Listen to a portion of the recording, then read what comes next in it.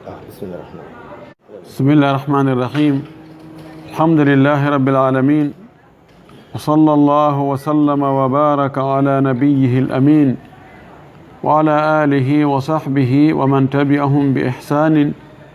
واستنى بسنتهم وسلك طريقهم إلى يوم الدين. معاشر الإخوة المشاهدون والمستمعون، السلام عليكم ورحمة الله تعالى وبركاته، فأهلا بكم وسهلا في مجلس جديد من مجالس الإفتاء. أسأل الله جل في علاه أن يوفقنا لما يحبه ويرضاه، وأن يجعل عملنا كله لوجهه خالصة، وأن لا يجعل لأحد فيها شيئا، اللهم آمين. يتي الله سبحانه وتعالى تدل مون تو دو سني دو حمد دو يتede ينترو يجول ان الادمه محمد صلى الله عليه وسلم o mo onuli e meden sabu yurmende yo juulu e sahaba ben fou o juula e hoore kala jokkuɗo dina kaɓe jokkuno kan Allah tawaro kandina jokkuɗen, allahumma amin. musidɓe julɓe tedduɓe wonɓe seedade wonɓe heɗade, haray on salminama, on weltanama, on jarnama, on tolnama e nde to lande men ɗo fi jabagol yoga e lande. haray no woodi musidɓe goo landiɓe ɗo lande eto ɗen beru ko marɗen feere kon jaaboɗen ko anduɗen kon, en tori Allah yo Allah hawrden e sawaba. dan arnangal ɗo o wi hukmu taksimi rajuli malahu fi hayatihi wa idha daa almalu min yadi mu'tamanin kayfa yuthbitu daya'ahu wa da'wahu, hal mujarradu da'wa bi anna almala qad da'a, hal hadha maqbulun minhu aw laysa bi maqbulin. landal arnangal ɗo ko ñaawore neɗɗo sendugol jawdi mum ndin himo wuuri hakkunde ɓiɓɓe makko ɓen e ɓey nguureji makko ɗin. o inna kaari simi maayi, kaari yo jonne ha saba kaari, kaari kadi jonne ha saba kaari, kaari yo jonne ha saba kaari. haray no sellira noon sellirta noon. kadi si tawi on tigi o halfini jawdi makko ndin goɗɗo, on ɗon ko konti ko hoolaɗo. si tawi on wi o yi jawdi ndin boni, ma yoga e mayri boni, haray so wooli ɗum tun haray ko yo jaɓane kano ha ton jini e tefugol ndaara ko honno tabintinitangol konngol makko ɗon wonde jawdi ndin boni e juuɗe makko. sendugol jawdi mum no wuuri l'islamu jaɓata ɗum. nelaɗo sallllahu alayhi wa alihi wa sallam o maaki inna allaha qad a'ta kulla dhi haqqin haqqahu fala wasiyata liwarithin. nelaɗo maaki Allah jonni jon haqqe be haqqe mum, mo be e rono ɓen Allah no happani ɗum mo be ko heɓata. woɓɓe ko ronirta ko farilla, no toon ƴettoɓe feccere, ƴettoɓe tatabal, ƴettoɓe tataɓe ɗiɗi, ƴettoɓe nayaɓal, ƴettoɓe jeegaɓal, ƴettoɓe jeertaɓal. woɓɓe ko ronirta ko aasibagol, ko ɓirtugol, ko tuma jongeɓe ɗen ƴetti ko lutti kon ɓe ƴetta, ma si jongeɓe ala ɓe ƴetta fuu. laaɗo maaki rono o wasiyantake, anna an sendata Allah sendi, accuɗon ko hanuɗa wadde ko windugol e ndara noterjo windane awa min kaarijo geɗal kaari. haray si tawi mi maayi mi wasike jawdi andin koyo ndaare karamokoɓe anduɓe no l'islamu yamiri no jawdi mayɗo sendirte, no ɓe ara ɓe senda jawdi ndi no l'islamu wiiri noon. jawdi andin dey kono l'islamu wiiri noon ndi sendirte hakkunde gasa e ɓe ronde ɓen. on wasiye ɗum windama, o naɓe ka justice o égalise e ronoɓe fof mo ɓe heɓa copie. ko ni hanuɗa wadde kono wigol oɗo ƴetti ɗum ɗo oɗo ƴetti ɗum ɗo sellata ko honɗum waɗi neɗɗo wurɗo on so sendi hara no huula taw oño taw ɓurnu woɓɓe e hoore woɓɓe o ƴetta haqqe woɓɓe o jonna woɓɓe ko heewi kon haray bataɓe no toon botaɓe no toon hay ɓiɓɓe ɓen ko heewi kon haray ɓe fotanta on tigi bal hay ɓiɓɓe hara ko nene goto hara ko goto on nene maɓɓe wonde hara babajo on no yiɗi oɗa ɓuuri ko yiɗi oɗa ko imma ko oɗa ɓuuri ɗoftade ma ko on ɓuuri wakkilade ma ko on ɓuuri fewude ma tawata ko giggol tum naturellement ɗon ko goo ko ɗum hayta on tigi senda ɗiɗi on himo wawi sendugol joni o fonna o yeɗa ɓe fof mo be goɗɗo e ɓen ɗon attomo mayde no wawi wonde ma ronowo goɗɗo goo heɓo ma goɗɗo goo wirnanoɗo alhaali waɗa ha on ɗon o wirnito mana wirnoɗo mon imma o maaya ma o yalta diina ma goɗɗo goo waɗa taw hande kadi o ronata taw ko on ɗon sakkinomo on ɗon pottike taw ko o ɗawa e moronde ko ɗum waɗi wona yon tigi sendu jawdi makko ndi himo wuuri haɗede hatta wadde so sendi jawdi makko ndi himo wuuri o maayi si rono ɓen dakoral no sendiri noon koyo fof piitidire hande kadi fuɗɗite e ba no l'islam wi yo sende noon on tumati karama ko ɓe gara ɓe sendira noon ɗum da haray ko laahin la yu'tabaru li'annahu mu'tadin wa ghashimun wa zalim amma si tawi neɗɗo jonnama jawdi yo julordi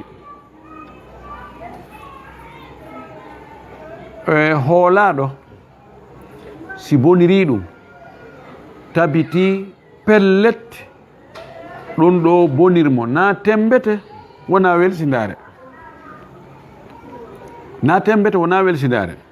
laysa tafritan wala itida'an haray la yadman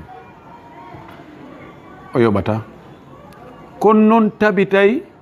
yaqinan wonde ko koddori Allah rewi e mayri imma sum ma bandi ƴettu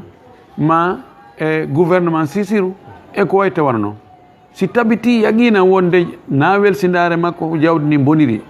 wona tembete o bonniri jawdi ndi haray o yoɓata kono noon be ɗum tabita no fottana kadi wonde si on tigi kanko halfinaɗo on jonnaɗo jawdi gollir jawdi ndin senden tono ma gollir jawdi ndin jonnitami neneji ɗin si tabiti wonde o welsidi ha jawdi ndin boni o yoɓay itti e sikke si tawi ko tembete o bonniri jawdi ndi ɗum haray ko yoɓowo ko onti noon ko yo hul Allah subhanahu wa taala o anda ko on tigi suurata yimɓe ɓen kon Allah kañum ɗum suurata ko ɗum haray ko noon ko be o tabintinna bonugol jawdi ndin wonde na e tembete makko wona welsidare makko o tabintina ɗum seedeɓe o heɓa seedeɓe ko seedanoɓe ha enedi jawdi dey ndi o jogino ndi bonu menen meɗen andi pellet ɗum ɗo o marano feere ko laamu ngun ari jatti ma ko bandi ɓe ari ɓe wujjimo ɓe laɓɓinimo pos ma sumu galle makko ɗen sumuno ma boutique on sumuno ma magasin on sumuno haray ko noon ɗum ɗum tabitirta e landal heedungal ɗongol ɗan o tallaga rajulu zawjatahu allati anjabat lahu awladan fa rafadat alkhuruja min almanzil والرجل يدفع النفقة لأولاده منها دونها لكنها تأكل من هذه النفقة فهل هذه النفقة تجوز لها وتباح لها لأنها ليست الآن بزوجة قال لندل دو كو غوركو o acciti sonnajo makko en ala tefude ko no waddi ɓe ko heewi konde neɗɗo accita sonnajo mum haray no woodi ko waddi ɓe haray ella no nder toon no woodi ellaji goo yeetar ɗum woyinnayi min men siko min mi accitay no woodi ellaji goo taway yimɓe boy no wawi ɗi muñade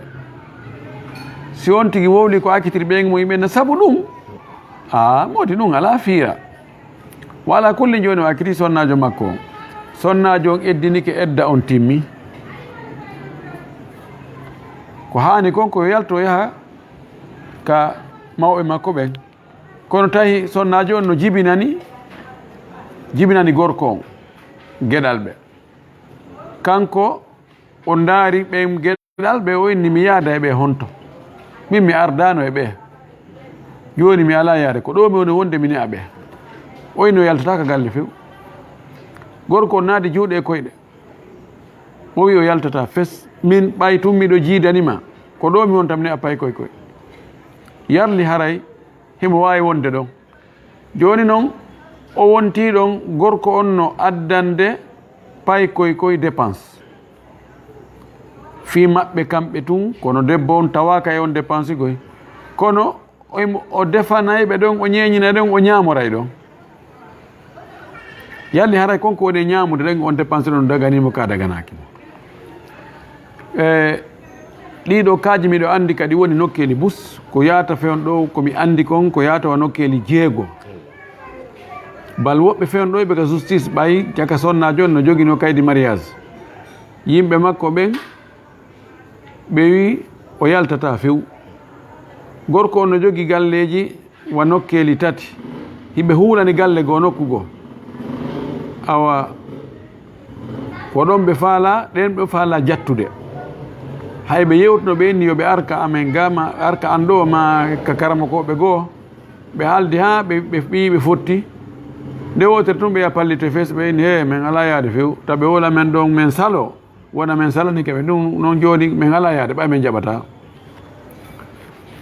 kalislam sonnajo ko jogi haqqe e hoore moodi muɗum fi yo dépense mo e yo hoɗinmo e yo holtinmo e yo ñawdumo ko fannin dewgal ngal no hakkude maɓɓe ɗum ɗon ko coggu honɗum coggu yo gorko on dakumito e makko inna waɗu ɗum ɗo o waɗa wotta yahuɗo dey feƴƴitirga waalo wanni wattitirni ko ɗum woni coggu ngu si woni gorko on acciti sonnajo accitande arnere ma ɗimmere fanni sonnajo no e nder edda on timmali haray kadi dépense makko on no waɗɗi gorko on o dépensaymo o hoɗinaymo o holtinaymo o ñawdaymo kono si woni edda on timmi lanni woni debbo janano on ɗon debbo haysimo jiidani gorko on ɓiɓɓe 10 worɓe tun kono woni debbo janano dépense makko fawaki moodi makko few hande kadi namodi makko amma ɓiɓɓe ɓen no waɗɗi yo gorko dépense ɓen ɓiɓɓe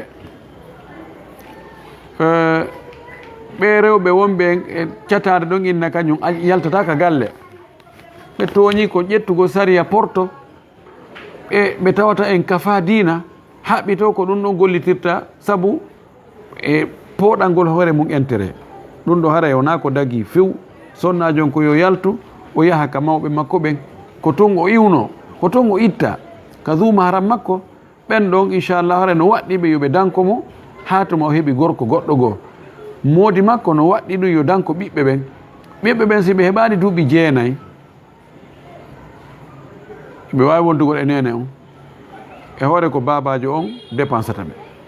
si ɓe heeɓi duuɓi 9 ko babajo on dépensata ɓe kanko wondata e maɓɓe sina hara ɓe suɓi wondugo nene maɓɓe ɗo e o jombaka si o jombama noon si o jombama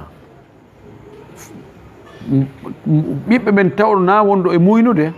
haray ko ba maɓɓe jogi haqqe e newgol ɓe oli e baba goɗɗo newgol ɓe yo ba maɓɓe newɓe ɗum noon haray ko noon woni yamiro noon woni komi andi kon kal islam haray dagaki ka o debbo o ŋato ɗon oyna kanko yaltata ka galle ɓay himo jiidani gorko on joni noon ɗin dépense ji wonade adnede ɓiɓɓe ɓen ko ɓiɗɗo on jeeyi kon neno makko kañum kadi no mari geɓal naɗa ma kan no oya anta wa maluka li abika an e jawdi ma ndin ko bemma jeeyi ko suka ari wulliti kan laaɗo o wi nelaɗo ben an fayda yewi jawdi an ndin ɓe ƴettay tum woni hay ɓe landata ko la laaɗo ma ki an e jawdi ma ndin fof ko bemma jeeyi joni ɗo ko ka baba si tawi kanko e jawdi makko ndin ko ben makko jeeyi nene makko ɓuuri handude ɗum ɓay o yalandike nelaɗo o wi nelaɗo man ahaqu bi husni sahabati ko hombo ɓuri handude e wondigal am moƴƴal ngal lanmaki ummuka o wi summa man o wi ummuka summa man ummuka no anda haqqe nene e hoore ɓiɗɗo on no ɗuuri ɓuri haqqe baba e hoore ɓiɗɗo on idan haray ɗon himo wawi ñamude ɗon haray ella la no daganimo wa billahi tawfiq kono yo yaltuka suudude yani si o rewi Allah e galle ɗen ɗon so woni o rewi Allah e galle ɗen ko ɓuri sellude konngudi karama ko ɓen ko wonde haray dewal makko ngal no jaɓa kono mo jogii bakkatu ko o occupi galle goɗɗo mimana konti jattugol yani ɗo ƴettete assalatu fi daril magsuba juulugol e galle jattade mo jatti galle woni nder ton o rewi Allah Allah jaɓay ka o jaɓata no wodi karama koɓe goo wiɓe o jaɓata few inna allaha tayyibun la yaqbalu illa tayyiban Allah ko laaɓude jaɓatata ko laaɓi ɗo ko tooñe ɓe wi Allah jaɓata ɓurɓe ɗurde ɓe karama koɓe inni Allah jaɓay himo jogii bakkatu ko o tooñi kon jooɗagol ka galle ɗe o newnanaka nakanko jeyɗe kono noon dewal ngal ɓa himo yamira yo rew ɓe inni aljiha mum fakka cenɗe ɗiɗi no serti himo yamira waggol ɗum ɗa himo haɗa ɗum ɗa so waɗi ko yamira kon kono o accali ko haɗa kon o heɓa bakkatu ko accali ko haɗa kon kono o heɓa baraji ko o yamiri ko waɗa kon ɗo ko waɗi ko yamira kon wa billahi tawfiq landal tammal ngal imra'atun ma'a zawjiha fi Europa lakinnahu ghayru mustaqimin فحاولت معه حتى بدأ يستقيم ولهما بنات في أفريقيا أردنا الإعوجاج وتريد الأم أن تأتي لتربيهن ولكن تخاف أن يعود الزوج إلى ما كان عليه لو تركته فماذا تفعل oɗo ko sonnajo wohimo wondi e moodi makko Europe ɓe jogii toon ɓikkoye goo hiɓe acci jiwɓe goo Afrique ga hari moodi makko fewano hari yette soyagal no e makko seeɗa kono gerda e nder yewtereji ɗin ko sonnajo on wakkili moƴƴi Allah waɗi mawɓe yimɓe mawɓe suka on e mawɓe jiw on fof ukkiti yewta ha gorko on o arti seeɗa ka ligne fuɗɗike fewude fuɗɗike taɓutude kono jiwɓe maɓɓe ɓe acci Afrique ga ɓen ɓe nani inde ɓen no kadi falama borjude falama murtude sonnajo no faala artude Afrique ga jogoɓe ɗo jiwɓe gera ɓe hara ɓe murtali wallahi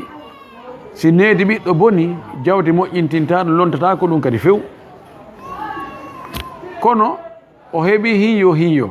himo huuli so acci moodi makko toon o arti Afrique ga dankagol ɓe jiwɓe ta moodi makko yilto ka wonno ɗon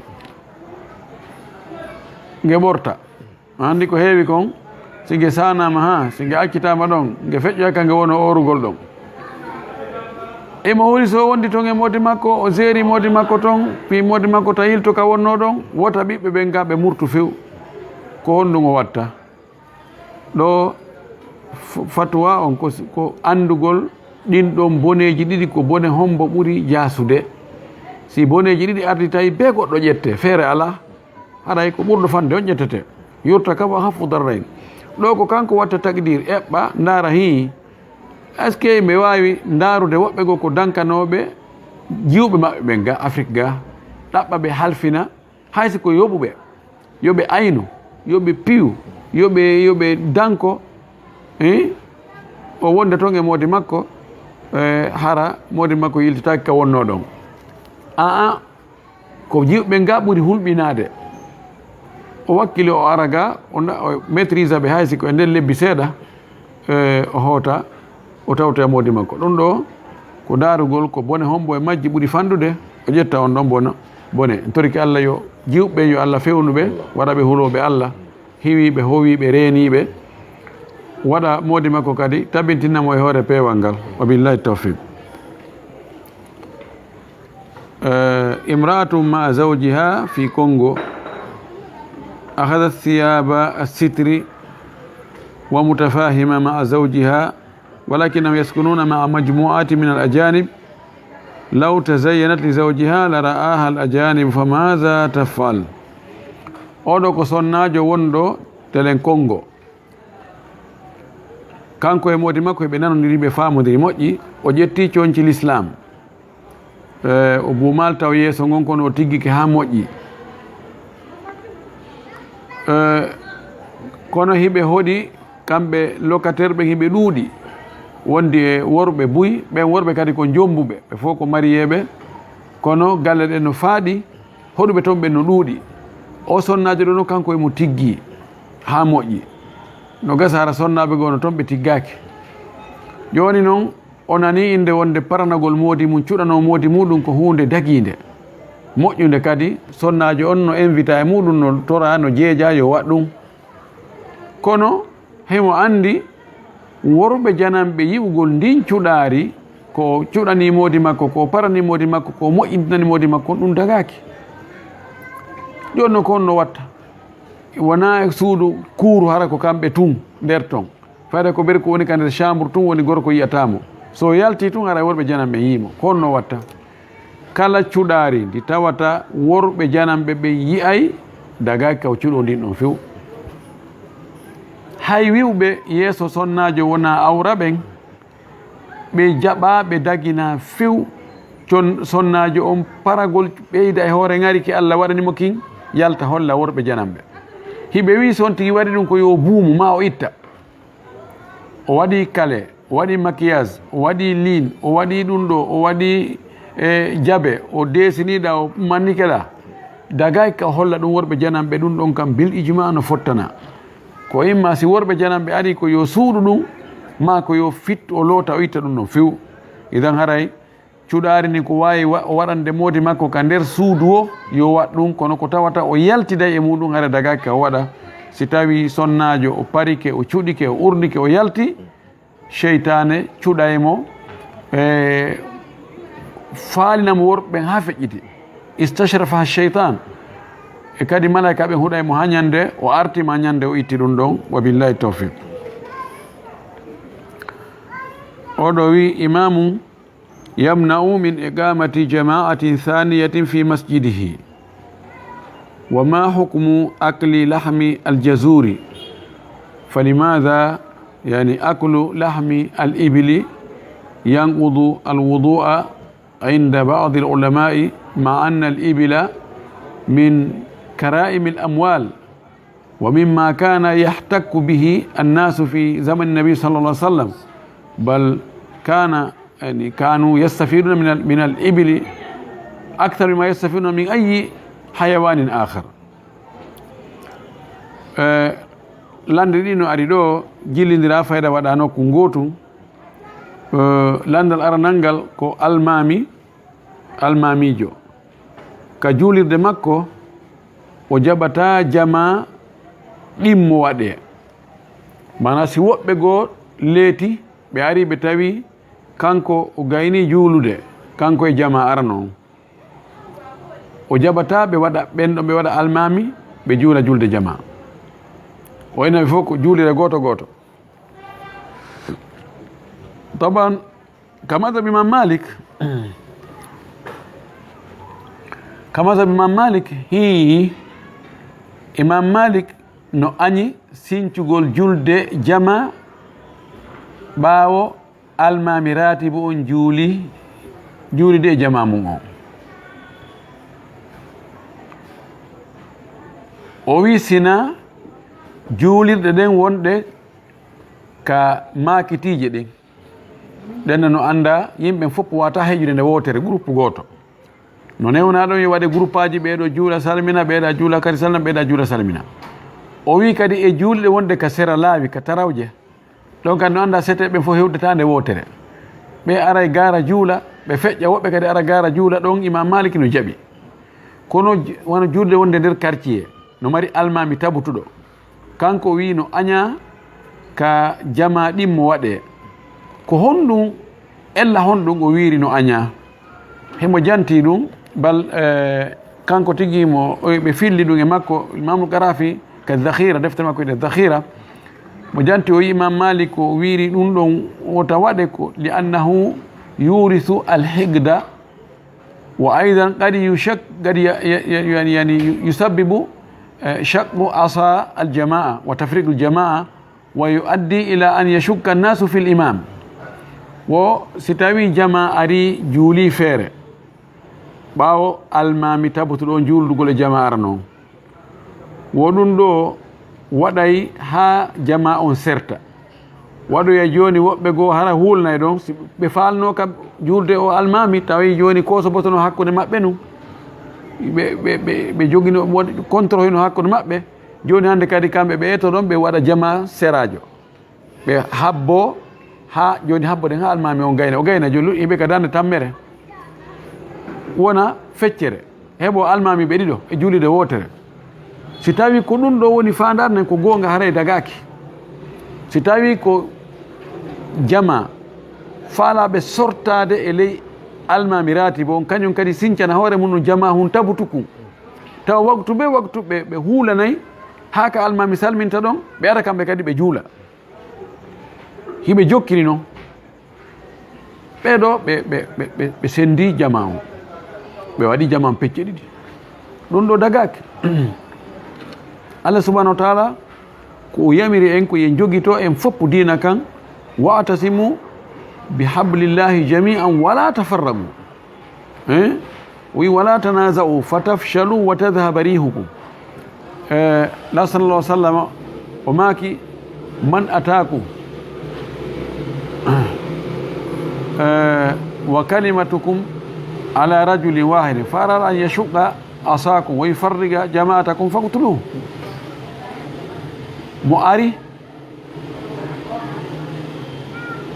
mo ari tawi yo moɓodiri on fop nokku gotu yo nanodiri hiɗon fotti hiɗon jogodiri hiɗon yurmodiri hiɗon ardini goto himo fewjude ko moƴƴi himo ardoni no moƴƴiri yimɓe no ɗoftimo on tigi goɗɗo ari ɗon falama sendugol on no waɗa on pecce waɗa on firaq mutanahira o wi so heeɓi feere hay wargol mo waremo amma noon si tawi ko yimɓe leetuɓe tun par hasard ɓe ari ɓe tawi almami juuli ligui ɗo almami on juuli enen en leeti tawa si ɓe arino ɓe tawi almami on no juulude ɓe tawta e mo ɓe juulida kono ɓe hewtugol tawi salminama ɗo no daganiɓe ka ɓe juula julde jama biduni shak ko ɗum ɗo woni ko selli ɗum ɗo woni madhabul jumhuri hay mi sikka imam malik kanko tigi si tawi ko nde fandare ɗo ko ɗum ɗo o wi ay ɗum ɗo dagaki dalli wonde ɗum ɗo no sellira noon goɗɗo goo ñande goo ari tawi ne laaɗo gayni juulude woɓɓe wi ko julde alansara woɓɓe wi ko julde fana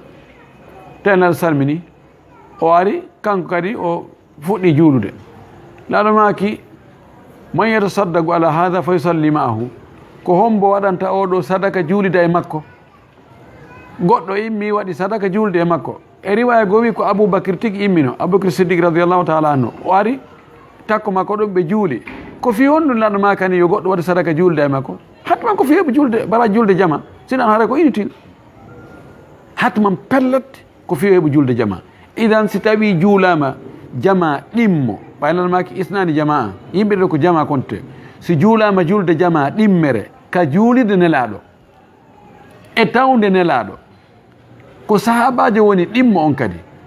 ya ahi an almamijo ka juulide maɗa ko ɗo wiyata goɗɗo juulata jama ɗimmo a ɓuur nelaɗo juulde manne ɓuuri juulde nelaɗo ne sallah sallam